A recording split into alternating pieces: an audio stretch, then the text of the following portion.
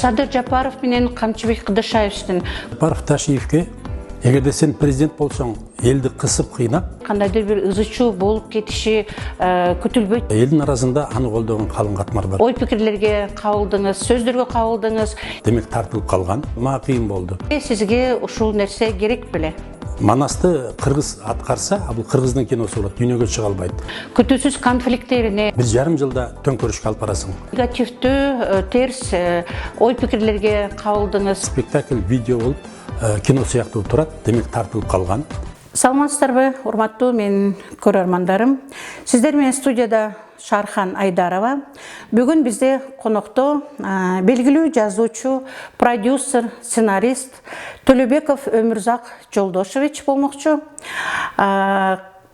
Өмүрзак Жолдошевич Кыргыз улуттук университетинин бүтүрүүчүсү, Москвадагы Горький атындагы жогорку адабий окуу жайынын угуучусу, бир канча китептердин автору, Президент жана бомж 1, 2, 3 фильминин продюсери, сценаристи, Любовь Москвы, Москва сүйүүсү, Миллионердин сүйүүсү, Сүйүү жана байлык, Манастын уулу Семеттей аттуу резонанс жараткан фильмдердин автору. Жана ошондой эле бир канча документалдуу фильмдердин автору, Дүйнөлүк Назарбаев, Президент Садыр Жапаров, Кыргыз төңкөрүшү, Дүйнөлүк лидер Эрдоган, Владимир Путин жана дагы бир топ адабий китептердин автору. Саламатсызбы, Өмүрзак мырза, сиз чет өлкөдө жүрөсүз, Орусияда, Туркия мамлекетинде, Европада, Америкада. Сырткы көз караш менен караганда, биздеги азыркы мамлекетте жүргүзүлүп жаткан саясат, маалыматтарга көз карашыңыз кандай баа бере аласыз? Саламатчылык. Ооба, сиз айткандай мен 3 жылдан бери адегенде Манастын уулу Семетейди коюп, андан кийин Манас эпос боюнча сценарий даярдап, аны англис, орус, Кытай, түрк тилдеринде, Америкада, Голливудта, Туркияда, Кытайда, Москвада болуп, ушул көп өлкөлөрдүн продюсерлери менен, режиссерлор менен аңгемелешип, талкуулап, ошол эле мезгилде Семетей жана Манастан тышкары алар менен иштешип, башка дагы көркөм фильмдерди, документалдуу фильмдерди даярдап, мына 3 жылга жакын мезгилден бери чет өлкөлөрдө жүрүп атам.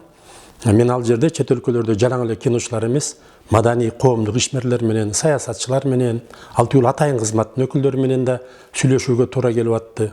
Ооба, Кыргызстанга аябай көз салып турабыз. Кайсы өлкөдө болсун, ошол өлкөнүн өкүлдөрү жана биздин Кыргызстандын четте жүргөн белгилүү ишмерлер менен пикирлешип, Кыргызстанга терең көз салып турабыз. Акыркы жылдардагы саясий, экономикалык, социалдык чоң өзгөрүүлөрдү угуп атышат. Мына акыркы кезде, мына кийинки 5 жылда биздин бюджет, ВВП мурда болуп көрбөгөндөй эселеп өскөндүгү, уюшкан кылмыштуулук менен, коррупция менен жүрүп аткан катуу күрөштөргө чет өлкөдө биздин жарандар жана чет өлкөлүк эксперттер кол чабып, кубаттап турушат. Анан эми акыркы кезде кийинки бир жарым айдан ашык убакыттан бери өтө бир катуу жаңылык болуп кетти. 5 жылдан бери эки дос деп аталган президент менен өкмөт башчынын орун басары, улуттук коопсуздук кызматтын башчысы Ташиев менен конфликт чыгып, Ташиев жумуштан алынып, ал кишинин бүт жакындары жана биргиштегендеринин чоң коррупциялык булуктары чыгып, бул өтө резонанс туудуруп турат. Мунун бардыгын чет өлкөлүктөр жакшы баалап атат. Анткени президент эң жакын досундагы аябай ашкерелеп аткандыгы, кылган кылмыштары үчүн оң баа берип атышат. Эми айтып атышты, Ташиев чоң иш кылып атты. Коррупция менен күрөшүүдө, уюшкан кылмыштуулук менен күрөшүүдө. Бирок мындай жагы бар да, юридикалык жакта. Мына жакындары, Ташиевдин бир туугандары, баласы, жакын туугандары, биргиштегендери, алтыюл Еду деп Бишкек шаардык ЭКМБнын башчысы чоң кылмыштар менен коррупция менен кармалып атса, аны кантип билбейт Ташиев. Айтып атышат, жакындан бары далилденет деп. Эгер далилденсе, бул кылмыш болуп эсептелет. Кылмыш кылгандан кийин баатыр болсо дагы ал жокко чыгарылат. Анан азыр биз көз салып турабыз, анан интернетте карап турсак, бирөө айтат Ташиевти эртең кайра келет ордуна, президент болот дейт. Бирөө айтат камалат дейт. Анан кийин ар ким ар кандай токуп атат. Мен таң калып атканым бир нерсени мындай айтылбай атат да. Мисалы биз Америкада мындай тамаша чынга салып айтып коебуз. Кыргызстандын жаңылыгын Кыргызстандан айтып калышат, америкалыктардан угабыз деп. Анын себеби азыр Америкада мурдагы көп күчтүү саясатчылар, бизнесмендер жүрөт. Алардын Кыргызстанда чоң байланыштары бар. Экинчиден, Кыргызстанда чоң саясатта, чоң бизнесте жүргөндөр запасной аэродром деп Америкага виза алышып, эртең качып барабыз деген ойдо алар менен жакшы мамиледе айтып турушат. Буга чейин чочуп турушчу. Телефондон бизди тыңшайт деп. Муну Ташиев жумуштан кеткенден кийин эркин сүйлөшүп калышты. Кыргызстанга сүйлөшүп атабыз. Кыргызстанда да айтып атышат. Таза абадан дем алып калдык, мурдагыдай кысылбай калдык. Деп анан кийин Америкадагы маалымат боюнча каяктан чыккан экөөнүн мындай тиреши ооба. Адам болгондон кийин үй бүлөдө деле ата менен баланын ортосунда дагы пикир келишпестик болот, талкуулар болот, талаштар болот. Жапаров менен Ташиевдин ошондой талаштар болуп келгенин угуп келгенбиз. Анан бул жолку да бизге жеткен маалымат боюнча конфликт күчөп келип, эң этегинде ушу декабрдын башында парламент шайлоонун жыйынтыгы менен Ташиевди айтып жүрүштү. Туура коррупционерлерди жоготуп атат, бирок эмнеге Бакыт Сыдыков менен Нурлан Сулаймановду калкалап, жанына алып жүрөт, алар менен компаньон болуп, партнер болуп, өнөктөш болуп деп атышты да. Анан ошо парламент шайлоонун жыйынтыгында Бакыт Сыдыковду парламенттик шайлоодон алгандан кийин Ташиев президентке нааразы болуп, экөө катуу кермур айтышып, ошонун айынан президент дооматтарын айтып, Ташиевдин бир топ иштеги ийгиликтери менен катар, мисалы үчүн парламентте депутаттарды, аттуу баштоо депутаттарды колуң сындырам, күлүң көккө сапырам деп парламентке баткен когалаңында автоматты алып кирип депутаттарга бар согуш кыла барып деп. Анан болбосо жана аттуу баштоо эле кызматкерлердин кол телефонун алып ыргытып, анан эң башкысы мисалы үчүн өзү сот болуп, өзү прокурор болуп, жыйындарда мамлекеттик кызматкерлерди шатырата камап аткандыгы. Ага бир жагынан бир топ элдер ыраазы болуп атты, коррупционерлерди жазалаш керек деп. Бирок мыйзам бар да.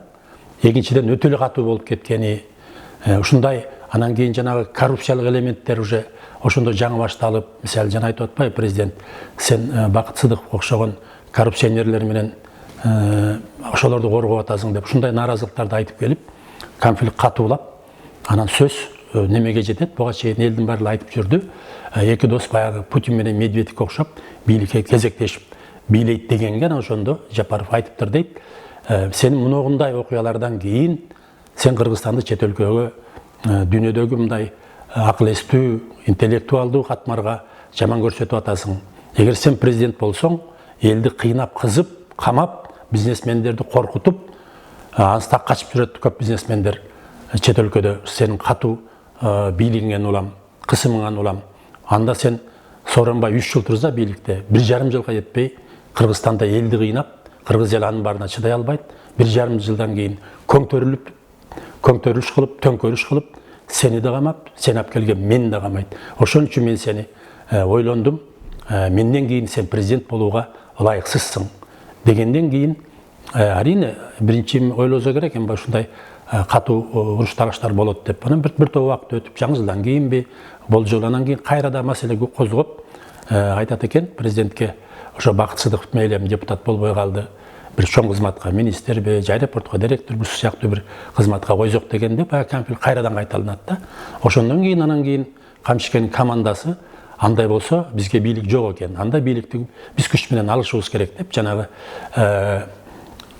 досрочный мөөнөтүнөн мурда шайлоо өткөрөлү, бийлик колдо турганда президент талапкерлигин койгондон кийин кызматты өткөрөт, парламентте болсо биздин киши отурат, Шакиев, анда импичмент кылабызбы, же ушул бийлик менен барсак биз жеңип алабыз дегендей оюндар жүргөндөн кийин президент чечкиндүүлүк кылып, эч ким күткөн эмес, мындай каардуу, авторитеттүү досу Ташиевди мынтип жумуштан алып, жалаңган өзүн алып койбой, ККМБдагы бардык орун басарларын, башкы ал түгіл региондордогу дагы жетекчилерди кызматтан алып, ал түгіл спикерди, вице-премьерлерди, 4-5 министрлерди, замминистрлерди, чоң кызматтагы ага байланышкан кишилердин бардыгын, мисалы Ош Жалал-Абадтын мэрлерин баш кылып, кызматтан алып, барын тазалап, мындай катуу өзгөрүүгө баргандыгы бул Жапаровдун чечкиндүүлүгү. Мындан кийин азыр абдан өзгөрүп калды ситуация.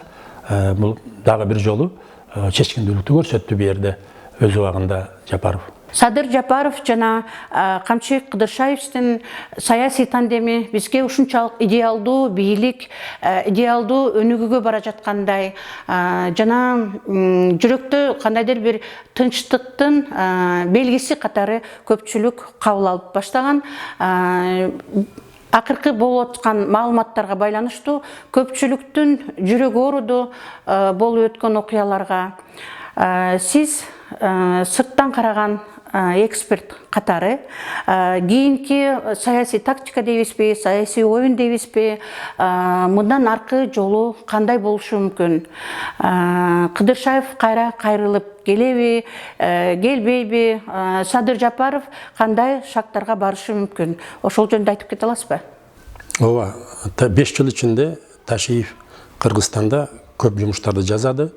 Ел ичинде аброй абдан жогору болду. Ногу биринчи жолу Ташиевди жумуштан алган кезде чындап акыбал кыйын болуп турду. Анткени Ташиевди колдогон чоң катмар бар болчу.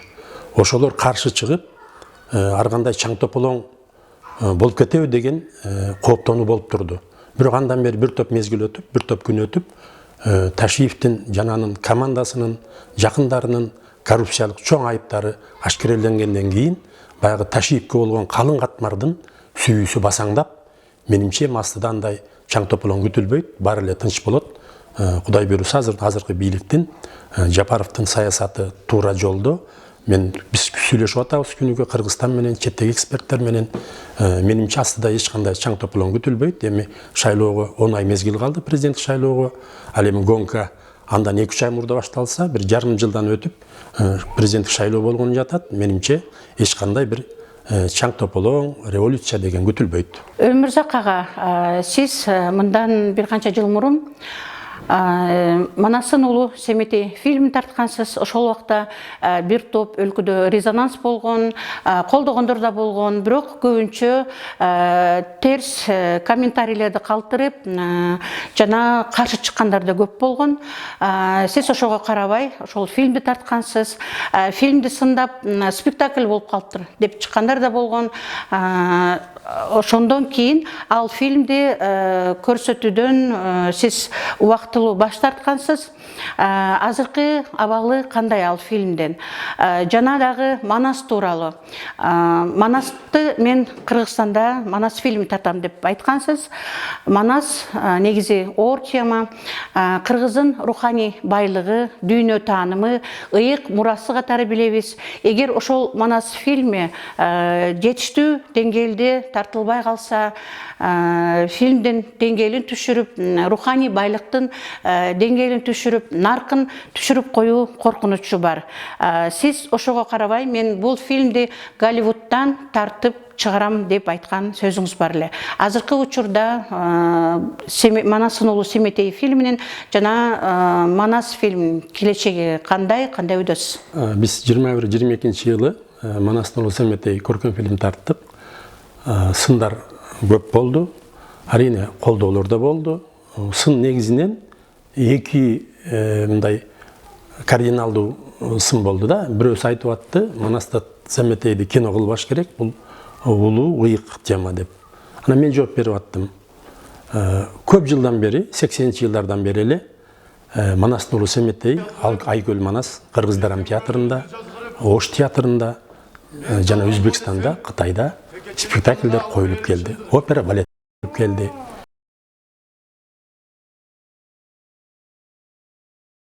Кино тартпаш керек деген нерсе уже кеч, ал өтүп кетти. Ал тартылды. А биз болгону ошо спектакль баягы мүмкүнчүлүгү чектелүү да, бир сахнанын ичинде. Биз талаага алып чыгып, жүздөгөн боз үйлөрдү тигип, миңдеген заман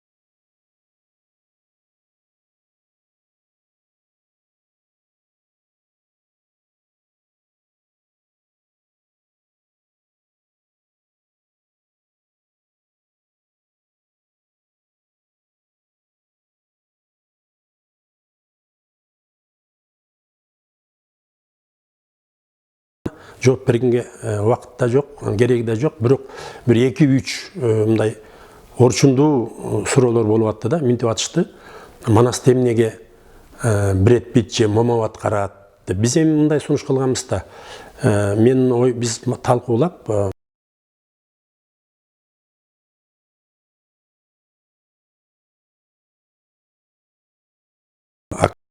Мегазда ал эми Бакый атанын ролуна Бред Питт, Манас атабыздын атасы Жакыптын ролуна Шварценеггер катышса деп ойлогонбуз. Талкуулап өзүбүзчө. Анан ошолорду эмнеге кыргыздар аткарбайт деди да. Кыргыздар аткарса, ал кыргыздын киносу болот, ал дүйнөгө чыкпайт. Дүйнөлүк мега звездалар катышып, Голливудтук чоң компания фильмдин ээси болсо, ал дүйнөгө тарайт да. Биз ошон үчүн айтып аттым. Мисалы Чыңгыз хандын 16 варианты тартылган 5 өлкөдө. Анызгандай буйруса Манас бир топ өлкөдө тартылат. Мен жана айтып өткөндөй, Манасты тартпаш керек дегенге айттым. Ал мурда тартылып калган буга чейин. Ал эми бул болсо Голливудтук версия. Анан дагы жакында да ошо козгоп неме кылышыптыр. Мага бирөөлөр салып ушинтип атат деди. Ошо Манас деген улуу тема, ага катылбаш керек. Катылган кишилер Жомарт Бөкөнбаевге окшоп набутта болуп кеткен деп. Эми мунун баардыгы жомок да. Ушу мен кинону жаңы баштарда мен балам, жалгыз эркек балам бар, киного катышып жүрөт, анан айтып атпаймынбы? Балам чоң темага кирип атабыз, ички тышкы душмандар чоң. Даже мындай Жомарт Бөкөнбаевге окшоп өлүп да каласың дегендер болуп атат. Каргачылар да чыгып атат. Десем балам азыр 30-ка чыкты. Ал динге, ислам динине берилген. Ал айтып атпайбы, ата, бул ширик да деп. Анан мен айттым, Манас бабабызды Кудай сүйгөн үчүн дүйнөлүк, дүйнөдө теңдес чыгарма болгон. Ал Уда каласа мен болсом да, башка болсо дагы кино болуп чыгат качандыр бир. Ал эми мен рас бул ишке узангандан кийин Кудай жамандыгын алыс кылсын, орусча айтканда нато пошло, мен өмүрдү арнашка даярмын бул долбоорго дегем. Өмүрзак ага, негизи эле сизге ушул нерсе керекпи? Себеби бул Манасты фильм кылып тартам дегениңизден бери, Манастын уулу Семетей фильм тарткандан бери канчалаган негатив сөздөрдү угуп, ден соолугуңузга, жашооңузга терс таасирин тийгизген жаман сөздөрдү угуп, элдин агымына каршы жүрүп жатканыңыз негизи ушул сизге керекпи? Анан дагы Садыр Жапаров дагы каршы турат бул фильмдин тартылышына деп укканбыз. Канчалык чындыгы бар? Ошол жөнүндө айта кетсеңиз. Ооба, Манастын уулу Семетей ошо тарта баштагандан тартып, бир топ тескери пикирлер болуп атты. Бирок сиз айткандай, элдин көпчүлүгү каршы эмес. Элдин көпчүлүгү кино менен иши жок. Айтып атты, тартылсын, тартылса көрөлү деп. Анан ошол элдин аразынан, мисалы Манастарды жактырган жок. Кийин белгилүү таланттуу режиссер Бирназаров айтып атпайбы, Төлөбеков Манасты Семетейди кино кылып тартуу менен улуу манасчылык өнөрдү көмгөн жатат деп. Жок, манасчылык өнөр көмүлбөйт, кайра күчөйт. Анызгандай манасчылар каршы чыкты. Анан эл ичинен жанагындай сөздөр болду. Аз каражат менен кинону Манасты бузуп албайбызбы деген. Бир жерде мындай болду. Семетейде биз Семетей аркылуу дүйнөгө Манас тууралуу дүйнөлүк баягы киночуларды козгодук. Жана айтпадымбы? Турция давай келгиле Манас тарталы деди. Голливудка алып бардык. Мына Манастын уулу Семетей аркылуу кыргыз эли, жери, кийим буюму ушул деп. Бул заявка болду Манаска. Анан Америкадан айтышты. Анда Семетейди кое туруңуз. Манасты тарталы дагы, андан кийин Манас 2 деп Семетей тарталы, Манас 3 деп Сейтек тарталы деп. Ошолой менен да Семетей жана бир сиз айтып өткөндөй, көрсөтүүдөн баш тартылган жок, ошодон токтоп турду. Андан кийин мен чет өлкөдө жүрүп, каражат мурда чектелүү болсо, кийин анан биз Манастын уулу Семетейди бир топ жерин кыскартып, жаңы эпизоддорду кошуп, спецэффекттерди жасатып, искусственный интеллект менен оңдоп, дагы оңдоп атабыз. Жакында буйруза чет өлкөлүк интернет каналдарга чыгат, анан Кыргызстанга да чыгарабыз. Семетей жок болуп калган жок. Ал эми жана айтып атканыңардай, президент каршы болгон жок. Президент башында Садыр Нуркожоевич рахмат, Семетейди колдоп, бизнесмендерге айтып, жардам берген. Анан агишиге айтты да, мына бир топ жыл өттү, Семетей чыккан жок, сизге акча бердиңиз эле, Манас деп жомокту айтып атат, каяктагы Төлөбеков деп ошондой сөздөр жетти. Анан агишиге айтышты, Манас деген чоң чыгарма, ошону Төлөбек тарта алмак беле деп. Анан мен айтып аттым, мен тартпайм. Мен Кыргыздын жазуучу катары, сценарист катары Манас улуу чыгармабызды сценарий кылып сунуш кылдым. Америкага, Турцияга, Кытайга келгиле дүйнөдөгү улуу чыгарманы. Анткени кино пайда болгонуна 100 жыл болду. Китеп пайда болгонуна 200 жыл болду. Ал эми миңдеген жыл адамзат ооздеги чыгарма менен рухий азыктанган. Кыргыздын манасы дүйнөдө биринчи орунда.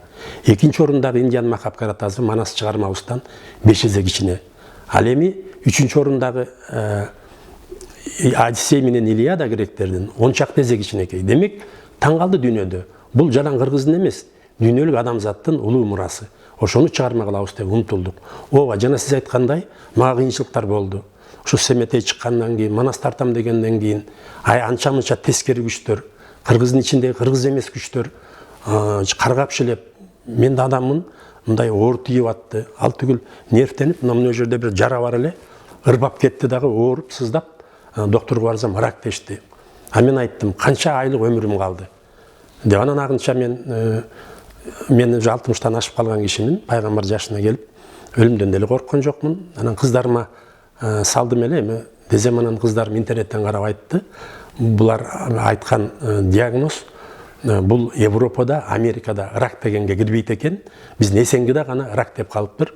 Бул дарылооско боло турган излечимий оору экен. Кудайга шүгүр, жакшы болуп кетти. Ошо нервтен козголду да. Ооба, кыйынчылык болду. 3 жыл мына чет өлкөлөрдө жүрөм.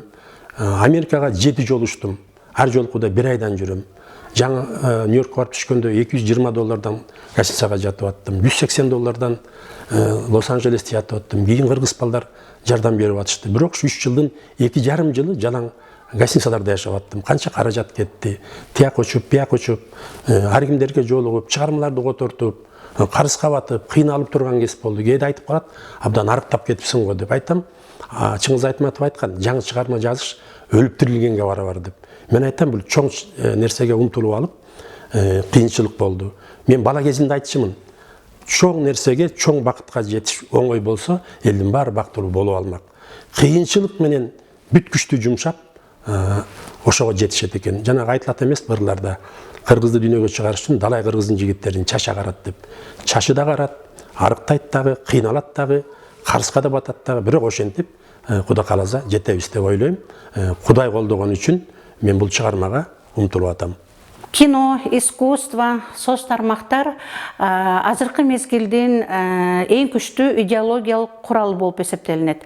Сиз тарткан фильмдердин дээрлик бардыгы саясат тууралуу. Сиз ошол саясат тууралуу тарткан фильмдериңиз менен эмне максатты көзөйсүз? Же болбосо мүмкүн өзүңүздү саясаттан көргөндүрсүз, же мүмкүн бирөөлөрдүн заказын аткарасызбы? Мен 2012 жылы биринчи жолу президент болмушту чыгарганда, сценарист жана продюсер катары Кыргызстандан Оскар комитети Оскарга көрсөтүштү. Комитеттин жетекчиси раматылык таланттуу жазуучу, сценарист Марбажиев эле. Ошол киши кинону көрүп, анан ошо комитеттен көрсөтүп, анан ошондо айткан, Өмүрзак, сен Кыргызстанга, кыргыз киносуна жаңы багытты, саясий багытты киргиздиң деп. Мен эми саясий кино тарткан себебим, мен көп жыл райондук, областтык гезиттерде иштедим. Анан 86 жылдан баштап Ленинчил жаш Советтик Кыргызстан гезиттерде иштеп, анан мына демократия келгенде Ак Бата, Кыргызстан, Ак Жол гезит журналдарда башкы редактор болуп, саясатчылардын арасында жүрдүм. Саясатчылардын арасында жүрүп, Мисир Ашыркулов Кыргызстанда администрацияны башкарган киши, КГБнын председатели болгон, Москвада эл аралык атайын кызматтарды иштеген киши. Анан мен жакшы мамиледебиз азыр дагы. Анан сурагам да, сиздер ак үйдө жүрдүңүздөр. Ошо ак үйдө Кудай деп, чындык деп сөздөр болобу? Болбосо бүт эле президент баш болуп, акча кылып атат, коррупция кылып атат десем, ошо киши айтты эле, ак үйдө андай пикир жашабайт деп. Анан мен 13-жылы Садыр Жапаров, президент болмуш экини көрүп, түрмөдөн жаңы чыккан, айтып калды. Сиздин мына кинодо президент болмуш экиде президенттикке талапкер, мен жебейм жана жедирбейм, Кыргызстанды көтөрөм деп атат. Ушул идея мага жакты. Мен сизге Кудай астында убада берем, сизге жана элге. Мен таз иштеп Кыргызстанды көтөрөм дегенде мен Садыр Жапаровду ошондон баштап колдодум. мына силер ошол кезде Москвада элеңер, анда Москвада Темир Асанбеков катуу айтылып турган, мен айткам, Кыргызстанда Темир Асанбеков саясий салмагы жок. Садыр Жапаровдун да кезинен салмаган чөз элек болчу, бирок мына ушул жигиттен чыгыш керек деп айткан. Бул 13-чү жыл болчу. Мына буйруп кийин Садыр Жапаров болду. Анан мен жанагы сурооңорго жооп берейин, мен саясий кызматка умтуламбы деп. Эми ошол кезде мисалы Садыр Жапаров мени сатып алган эмес, акчасы да жок болчу. Анын эртең бийликке барарын эч ким билген эмес. Садыр Жапаровго кызмат кылдык. Мен Назарбаев жөнүндө кино тартып, Назарбаевдин командасы менен иштешип калгам. 20-жылы пандемия бүтүп-бүтпөй, бизде шайлоолор башталды, парламенттик. Анан мени чакырышты ушу Биримдик партияга кызматташууга. А мен казак досторум акылдашсам, алар айтып калды, жолобоңуз аларга 5-октябрда Кыргызстанда переворот болот деп. Мен Жапаровга, Ташиевке айттым. Анан биз мекенчил партия менен иштей баштадык. Мен жана президент болмушто эки талапкер түндүк түштүк. Болсо бизде кинодо чыгыш батыш деп Жапаров менен Ташиев эки дос, эки экөөнү мен кинодо ошо сыяктуу кеңешчи болуп жүрдүм. Ошол шайлоо убагында ал кишилерге кеңешчи болуп жүрдүм.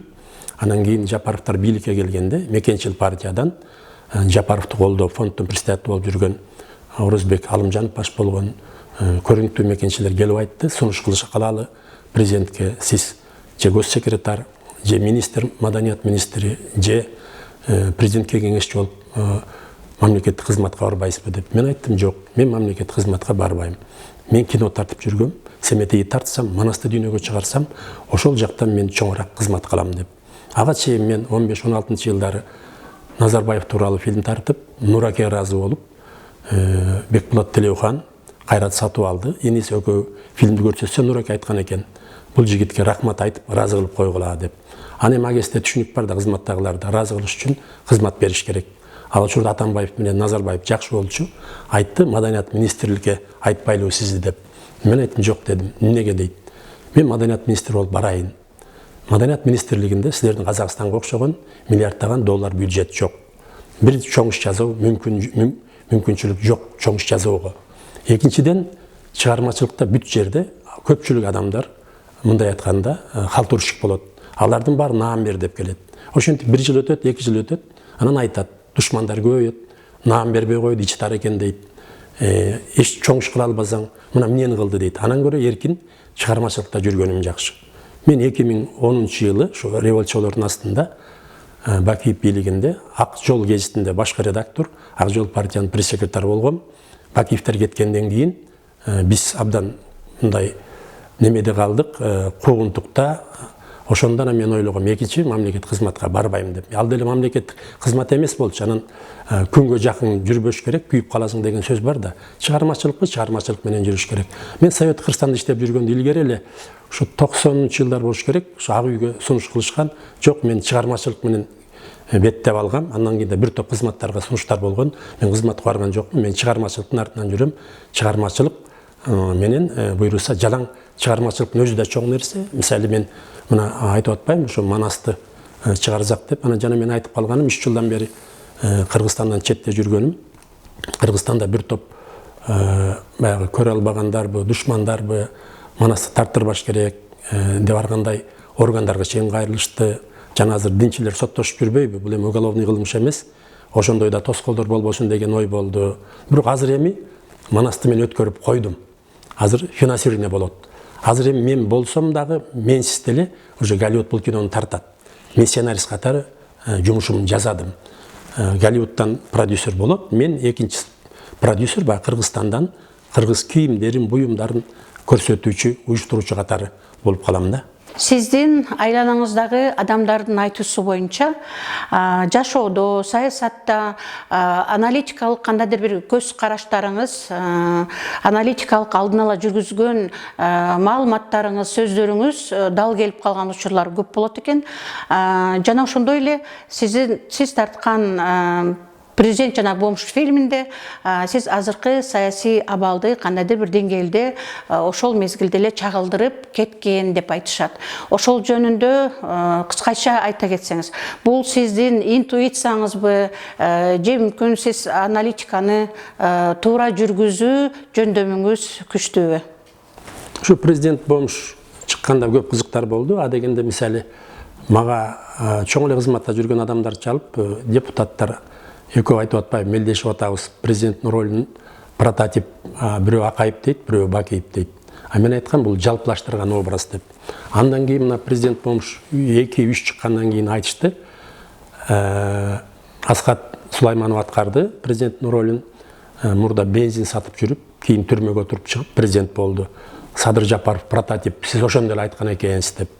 Анан дагы кызыгы, ушу президент бомж 2-де өнүгүү партия демөөрчүлүк кылып, ала партия жөнүндө айтканбыз, ошол жерде мындай саптар бар болчу. Өнүгүү партия 14% менен 3-орунду алат деген, бул 13-жылы. Кийин 15-жыл бекен айтор өнүгүү партия чын эле 14% алган өнүгүү партиянын балдары күлүп атпайбы, сиз ошондой эле бизге процент канча болоорун айтып койгон экенсиз деп.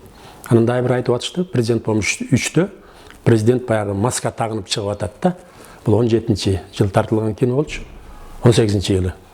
Анан айтышты, кийин элдин баары маска тагып кетти, сиздин астын ала билесизби дегенде суроо болуп атпайбы. Эми ал мындай да, мен ошо 10-жылы ата журт партияга гезит чыгарып, апта ошондо айткам, 1-орунду ата журт алат десем, түндүктөгү тенденция бакиевчилер жаманатты болуп аткан, Атамбаев келип, жаңы тиги убактылуу өкмөт, Текебаев, Сариев, Атамбаевтер күркүрөп турган кез, анан каяктагын айтасың дешкен да. Чындыгында эле кийин 1-орунду алды. Ал көз ачыктык эмес, ал байкоо, прогноз.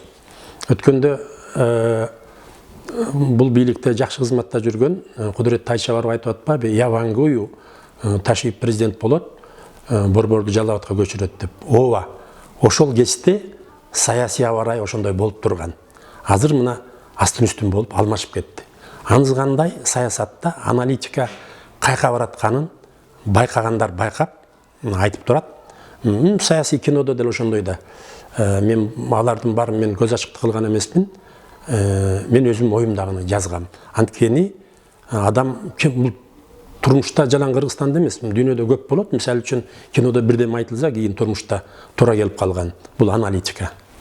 Өмүрзак ага, сиз көп убакыттан бери Европада, Америкада жашап жүрөсүз. Азыркы убакта Америкадагы жашоо турмуш жана биздин мекендештердин жашоо турмушу, жетишкен ийгиликтери же болбосо кандайдыр бир кызыктуу окуялары болсо айта кетсеңиз. Америкага мен мындан 3 жыл мурун 1-жолу бардым.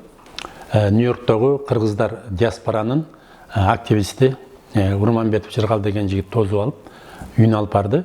Анан келинчеги менен таанышып, Американын жашоо шарт тууралуу сүйлөшүп отурабыз. Анан айтып атпаймынбы? Сен эмне жумуш кыласың десем, кемпир багам дейт. Кемпириң канча жашта десем, 99-да дейт. Ой, ал базабы? Ажатканага өзү бара алабы десем, ой, басмак тургай, фитнеске барат дейт. Анын бир жолдош кызы келип калды, дос бир киштешкен. Адан сурап атпаймынбы? Сен эмне жумуш кыласың? Десем, мен да кемпир багам дейт. Сен кемпириң канчада? 101-де. Базалабы өзүнчө 101-деге? Десем, басмак тургай, казиного барат дейт. А мен таң калдым, анан кийин баягы анан бара-бара элдин турмушу менен таанышып, ал жерде мисалы Нью-Йорк, Лос-Анджелес, көп шаарлар океандын жээгинде, аба таза. Анан кийин алган айлыктар болсо, мисалы биздин кыргыздар деле орточо бир дегил Америкада орточо айлык бул $5000 да. Мындан 3 жыл мурдагы маалымат. Айлык кенен, нефть жайында, аба таза, ошон үчүн жана узакка жашайт экен. Ал түгүл мен ушу Голливудтан иштешип калдым. Роджер Янг, атактуу режиссер. Ал мисалы үчүн бир топ кинолордун режиссеру, продюсеру болгон. Иисус Христос, Рим империясы, окумуштуу Диснейленд деген фильмдер тарткан. Анан мен Манас боюнча талкуулашып, ойлорун айтып, анан баягы мен ал кишини чакырып иштешүүгө. Анан менен сурап атпайбы, сен канча жаштасың деп. Мен жаңы эле баргам, оюмда эчтеме жок. Кыргызстандын эмеси боюнча, мен 63-кө келип калдым, пенсия жашына келдим десем, күлүп атпайбы. Сен 63 жапшаша кезіңде, мен 85-те мен дағылы кино тартып атам. Неме сағышып четтен келген, елгері Япониядан келген біз көріп қалдық.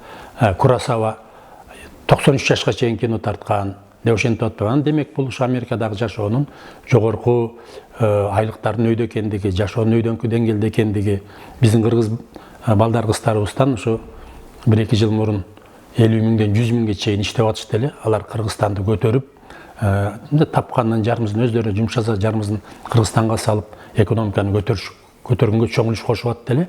Жақынғы 1 жылдан бері саясат өзгеріп, талаптар қату болып мигранттарға, көптері азыр қайра Қырғызстанға келіп атады. Бүгін бізде, біздің каналымызда қонағымыз жазуучу, сценарист, кинопродюсер Өмүрзак Төлөбеков ағайыбыз болды. Көңіл бұрғаныңыздар үшін чоң рахмат. Дағы да қолдоп, қоштоп, каналға қатталуыны ұнытпаңыздар. Сіздер қанчалық көңіл бөліп, қолдоп, қоштоп тұрсаңыздар, біздің каналымыз ошончо өнікмекчі. Кейінгі көрішкенче.